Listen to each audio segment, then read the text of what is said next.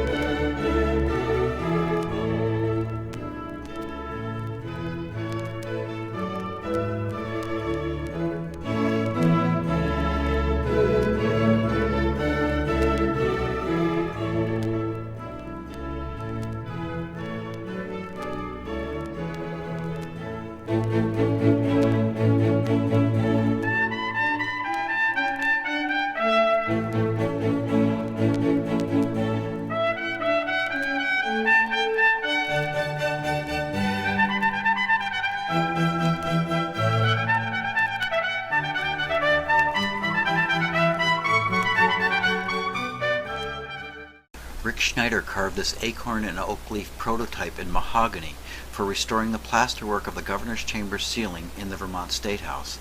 Plaster acorn and oak leaf vines encircle the governor's chamber ceiling where it meets the walls.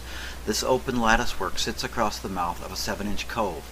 The oak vine pattern is carved so that when multiple plaster castings are placed end to end, the vines and leaves become continuous and flowing.